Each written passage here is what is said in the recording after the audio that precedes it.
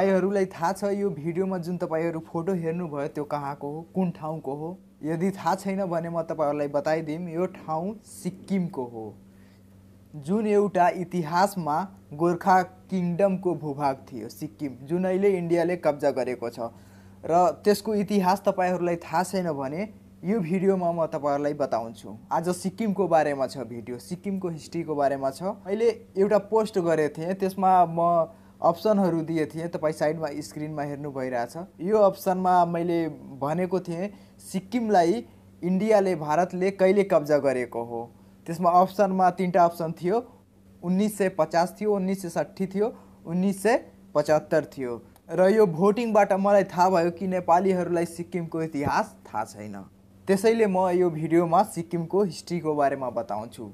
तपाई अहिलेसम्म यो च्यानललाई सब्स्क्राइब गर्नुभएछ भने सब्स्क्राइब गरिहाल्नुस्, किनभने म धेरै इम्पोर्टेन्ट टपिकहरु थ्याङ्क्स नेपाल युट्युब च्यानलमा लिएर आउँछु। So subscribe it.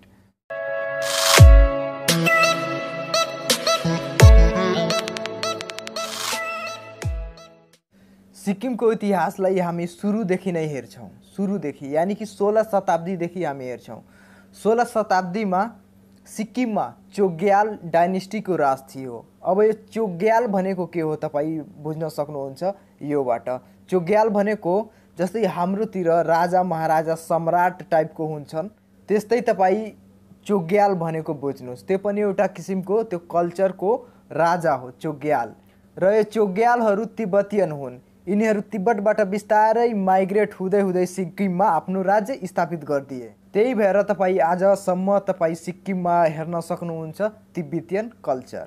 त्यसपछि 18 शताब्दीमा गोर्खा किङडमको आक्रमण हुन्छ सिक्किममा र गोर्खाहरु 40 सालसम्म सिक्किममाथि राज गर्छन्। र गोर्खा किङडमबाट पनि ठूलो स्तरमा माइग्रेसन हुन्छ सिक्किममा।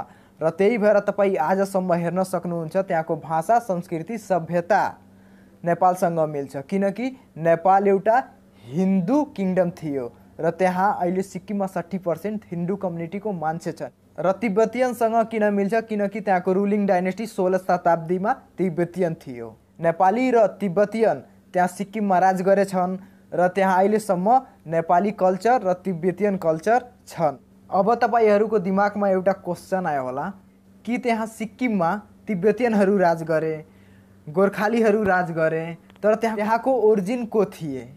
र म तपाईहरुलाई बताइदिम, त्यहाँको ओरिजिन लेप्चाहरु थिए। र यो लेप्चा एउटा अजीब किसिमको रिलिजन हो। जब बुद्धिज्मको विस्तार हुँदै थियो त्यतिखेर चाहिँ लेप्चाहरु बुद्धिज्ममा कन्भर्ट भए। जति पनि लेप्चा थिए त्यहाँ र आज तिनीहरु बुद्धिस्ट भएछन्। यो सबै कुरा यही छोड्दिनु। र अब ईस्ट इन्डिया कम्पनी आउँछ र ईस्ट इन्डिया कम्पनी र नेपालको बीच वार हुनवाला हुन्छ र ईस्ट इन्डिया कम्पनीले हेर्छ नेपालको दोस्रो दुश्मन को हो।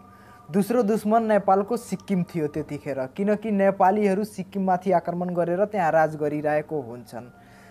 ईस्ट इन्डिया कम्पनीले सिक्किमसँग आफ्नो दोस्तीको हात बढाउँछ र ईस्ट इन्डिया कम्पनी र सिक्किमको एउटै उद्देश्य हुन्छ नेपाललाई हराउने।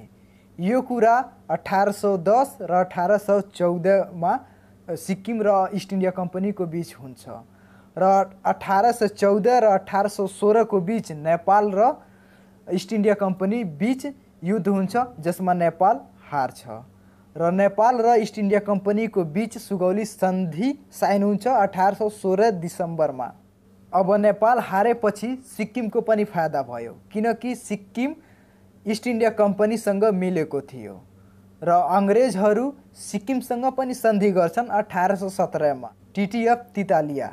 र यो सन्धि अनुसार जुन नेपालले सिक्किमको टेरिटरीलाई कब्जा गरेको थियो त्यो अंग्रेजहरुले सिक्किमको टेरिटरीलाई रिस्टोर गरिदिए, यानी कि सिक्किमलाई फेरि वापस दिइहाले अंग्रेजहरुले।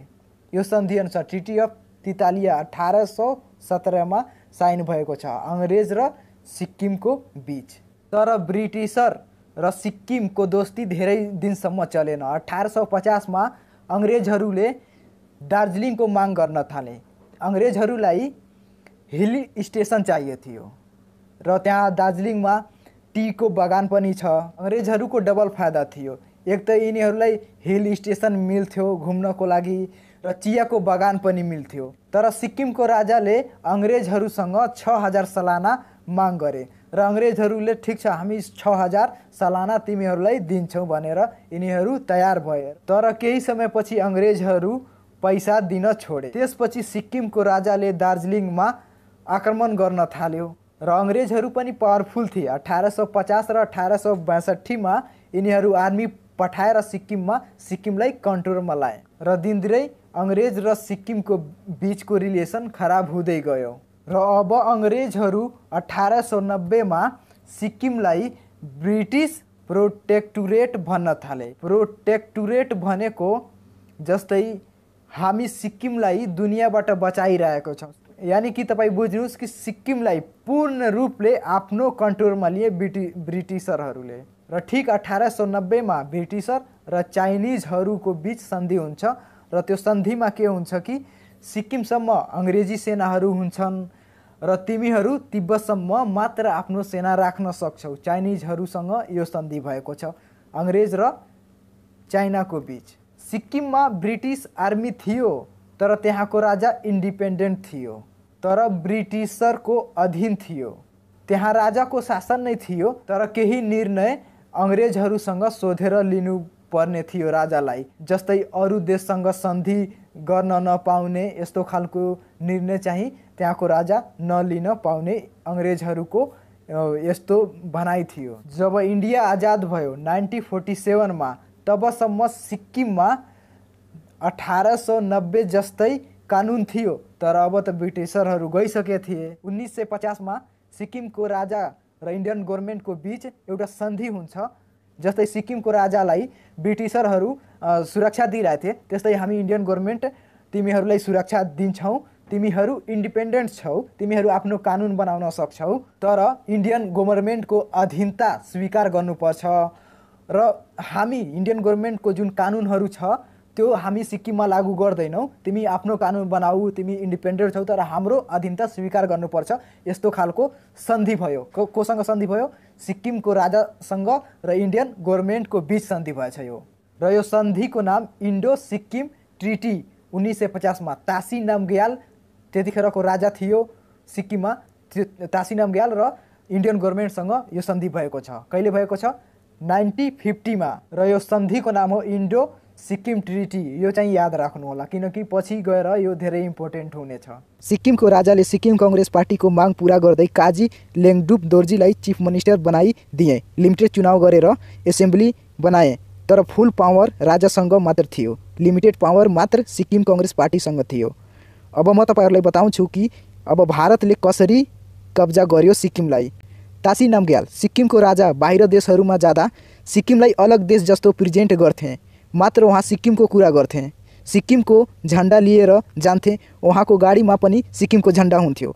यो चाहिँ इन्डियन गभर्मेन्टलाई कहिले मन परेन। तासी नामग्यालको मृत्यु हुन्छ 1963मा। उहाँको छोरा पाल्डेन थोन्डुप राजा बन्नुहुन्छ 1963मा। पाल्डेन नामग्याल राजा बनेपछि सिचुएसन एकदमै चेन्ज हुन्छ।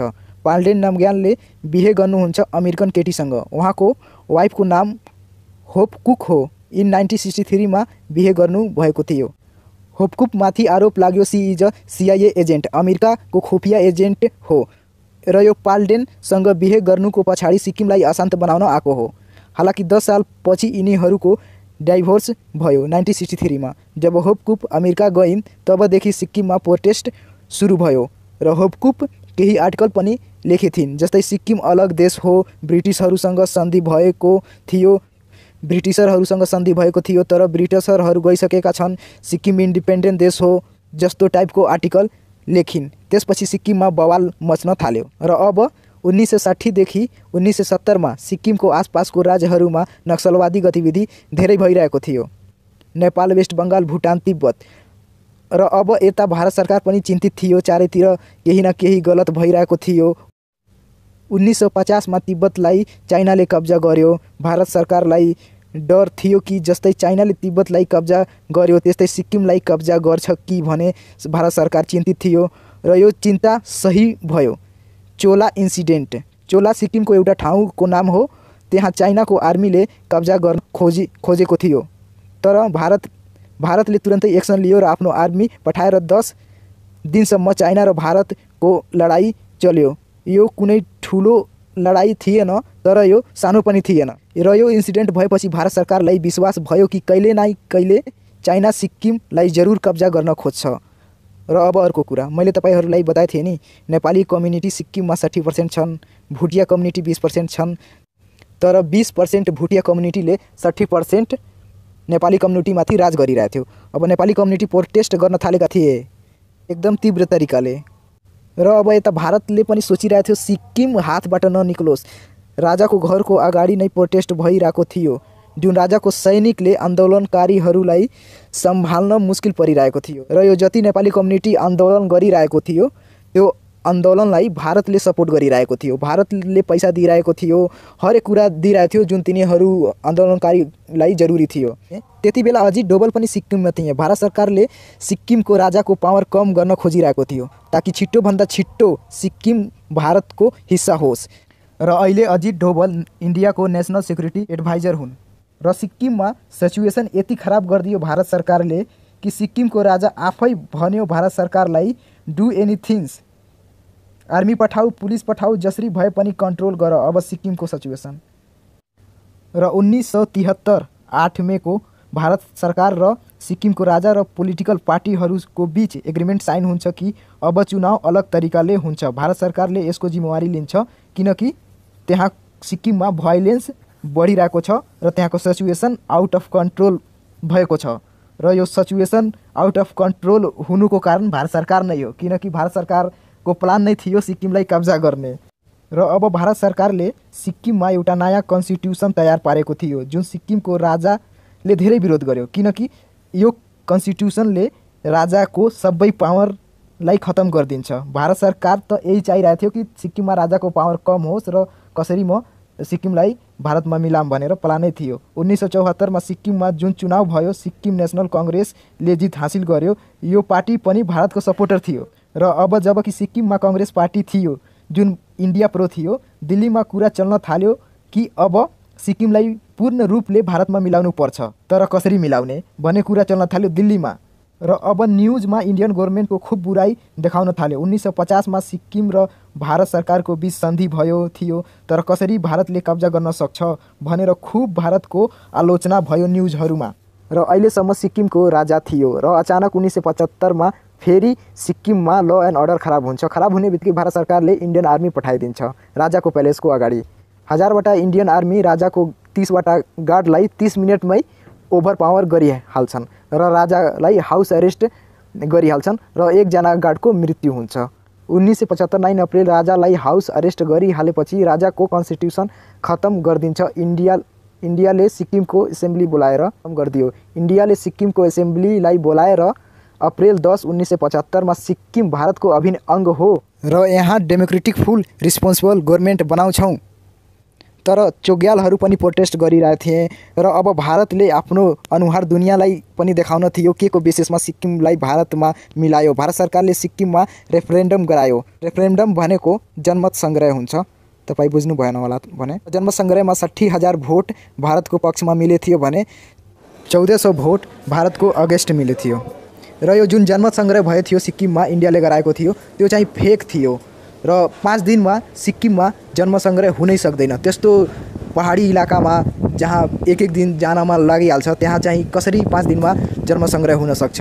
यो सबै फेक थियो र यसमा धेरै ठुलो राजनीति थियो र कति मान्छेहरूलाई धम्की मिलेको थियो, तिमीहरू इन्डियामा मिल्दैन भने मारिदिन्छौँ, यो गरिदिन्छौँ। यो चाहिँ रियालिटीको कुरा हो के, वास्तविकता जमिनी स्तरको कुरा हो र यसमा केही धेरै दिमाग लगाउनु पर्दैन, सिधा कुरा छ।